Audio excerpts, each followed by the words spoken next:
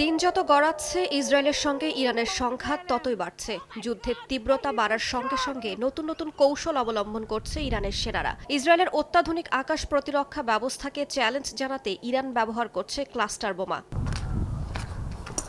ইসরায়েলে হামলার ক্ষেত্রে ব্যালিস্টিক ক্ষেপণাস্ত্রের সঙ্গে ক্লাস্টার বোমা ব্যবহার করা হচ্ছে। এর মূল লক্ষ্যই হল ইসরায়েলের আকাশ প্রতিরক্ষা ব্যবস্থাকে ফাঁকি দেয়া। বিশেষজ্ঞরা বলছেন, অন্যান্য সাধারণ মিসাইলের চেয়ে এটি আলাদা। যখন ক্লাস্টার মিসাইল লক্ষ্যবস্তুর কাছাকাছি আসে, তখন এটির ভেতর থেকে ছোট ছোট বিস্ফোরক বোঝাই বোমা আকাশের খুব উপরে থাকা অবস্থায় বের হয়ে আসে। এরপর বোমাগুলো বৃষ্টির মতো নিচে বিস্তৃত এলাকার দিকে ছুটে আসতে থাকে। ইরানের বেশিরভাগ মিসাইল সাধারণত ২৪টি বোমা বহন করতে পারে, তবে তাদের খোরমানশার মিসাইল বহন করতে পারে ৮০টি ক্লাস্টার বোমা।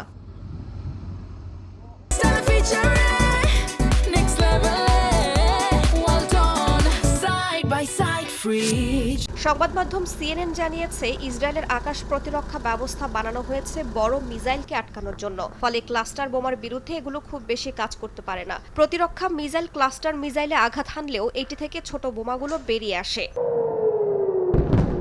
ইসরায়েলি আয়রন ডোম এমন ছোট ছোট বোমা আটকাতে পারে, কিন্তু ইরানের ক্লাস্টার বোমাগুলো খুবই দ্রুত বেগে আসে এবং এগুলো অত্যন্ত ছোট। ফলে আয়রন ডোমও এই বোমাগুলো ধ্বংস করতে হিমশিম খায় বলে জানিয়েছেন ক্ষেপণাস্ত্র বিশেষজ্ঞ। যদিও ক্লাস্টার বোমার ব্যবহার আন্তর্জাতিকভাবে নিষিদ্ধ, কেননা এগুলো ছড়িয়ে ছিটিয়ে যে কোনো জায়গায় আঘাত হানতে পারে। রাইসা জান্নাত, সময় সংবাদ।